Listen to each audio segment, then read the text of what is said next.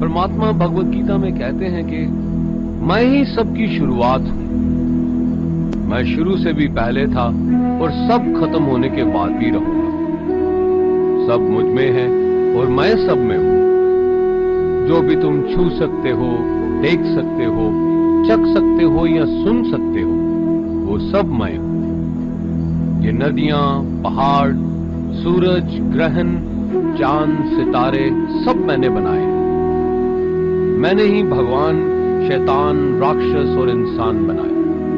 मैं सर्वव्यापी हूं, सब में रहता हूं, सब में मैं हूं, मैं हूं, मैं ही हूं। मैं ही ब्रह्मा बनके सब बनाता हूं और रुद्रा बनके सब नष्ट कर देता हूं। मैं ये सृष्टि यूं ही बनाता और तोड़ता रहूंगा ताकि आत्माओं को मौके मिल सके इस जन्म और मृत्यु से एक दिन मोक्ष पाने को, हमेशा के लिए परमात्मा के साथ रहने को। भगवत गीता कहती है कि इस सबसे बड़ी परीक्षा के लिए परमात्मा ने प्रकृति का निर्माण 5 तत्व हवा, अग्नि, जल, पृथ्वी और ईथर से किया, जिन्हें हम छू के, चख के, सुन के, देख के समझ सकते हैं। पर खुद परमात्मा इन 5 इंद्रियों की समझ से बाहर है। उन्हें आत्मा इन इंद्रियों से नहीं जान सकती। आत्मा 5 इंद्रियों के साथ वैसे ही है जैसे एक लोहे का रोबोट जिसे अपने बनाने वाले का कोई पता नहीं। अर्जुन को भी परमात्मा का विराट रूप देखने के लिए भगवान कृष्ण ने दिव्य नेत्र दिए।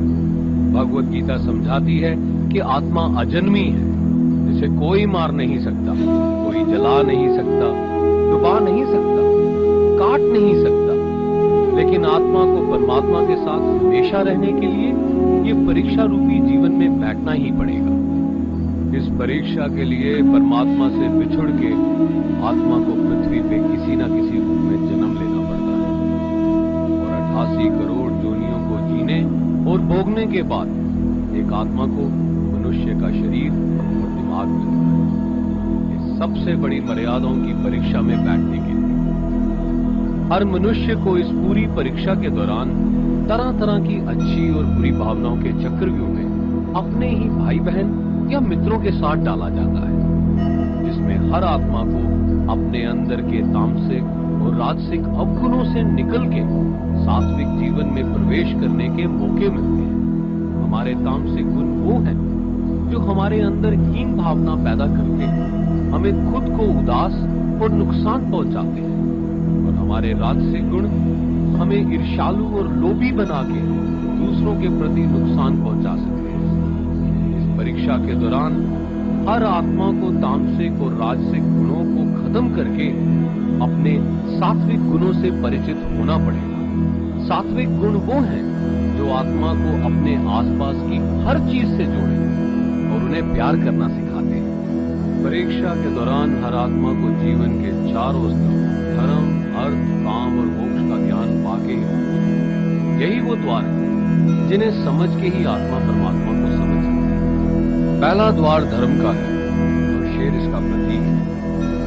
धर्म वही है जो गीता में लिखा हुआ है, वेदों में लिखा हुआ है, गुरु ग्रंथ साहिब, बाइबल या कुरान में लिखा है। धर्म वही है जो धारण किया हुआ है, जिसे आपका दिल मानता है, जैसे झूठ नहीं बोलना, चोरी नहीं करना, भगवान का निरादर नहीं करना, दूसरों को नुकसान नहीं देना, यही सब धर्म है। और हर आत्मा को अपने जीवन काल हर समय धर्म का पालन करना होगा और उसकी रक्षा करनी होगी। दूसरा द्वार अर्थ का है और घोड़ा इसका प्रतीक है। हर आत्मा अपने हर जीवन काल में अपनी पृथ्वी पे होने का अर्थ या मूल कारण समझे।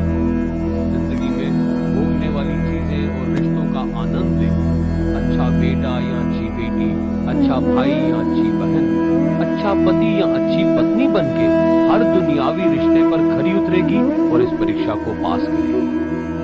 तीसरा द्वार काम का है।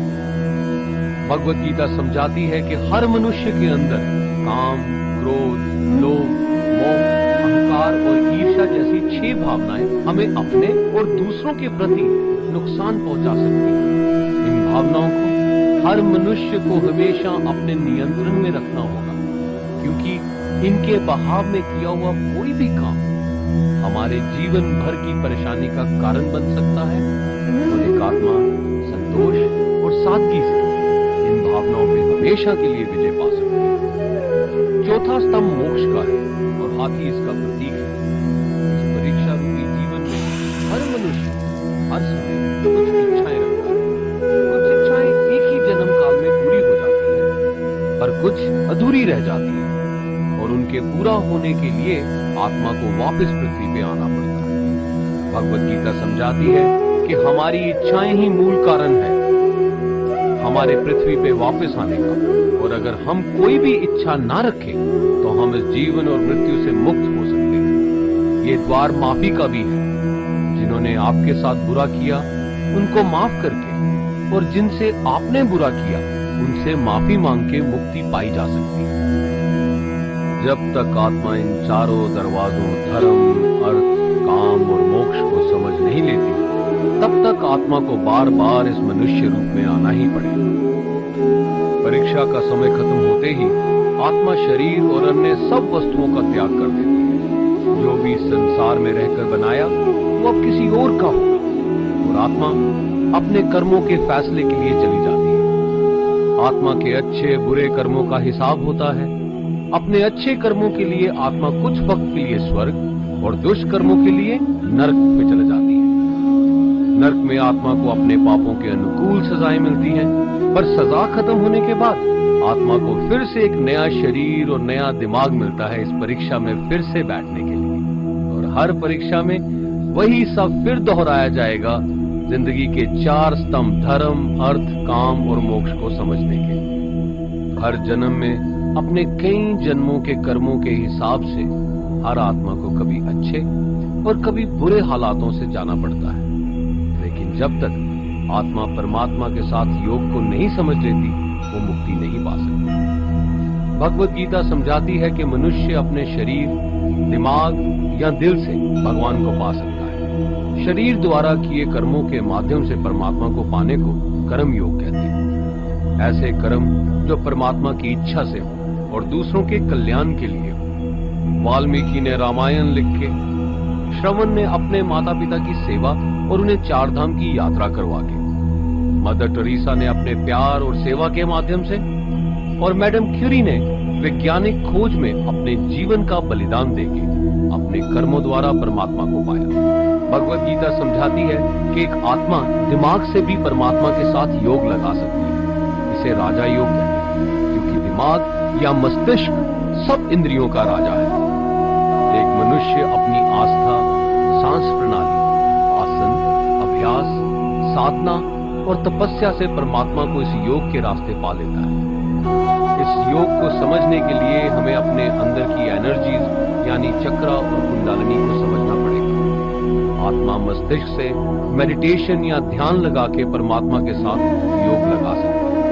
शंकराचार्य, स्वामी परमहंस, स्वामी विवेकानंद और उनके जैसे कई योगी इस योग के रास्ते परमात्मा के साथ संधि लगा पाए। परमात्मा भगवत गीता में कहते हैं कि अगर किसी आत्मा को धर्म ना भी समझ आए, योग ना भी समझ आए, पर अगर वो मेरी शरण में आ जाए तो मैं उसके सारे पाप माफ कर देता हूं। परमात्मा को ऐसी दिल की गहराइयों से पुकार के पाने को भक्ति योग कहते हैं। चैतन्य महाप्रभु, मीराबाई और भगवान हनुमान इस योग के सबसे बड़े उदाहरण हैं। लेकिन कभी आत्मा अपने होने का मूल कारण भूल के धर्म का उल्लंघन करे या पाप के रास्ते पे निकल जाए तो उसे ठीक करने के लिए परमात्मा खुद किसी रूप में पृथ्वी पे जन्म लेते हैं। आइए श्री भगवत गीता, गुरु ग्रंथ साहिब, तुरा, बाइबल, कुरान या ऐसी किसी भी दीनी किताब को पूरा पढ़ के इस जिंदगी के असली मायने समझें और परमात्मा के साथ योग लगाएं।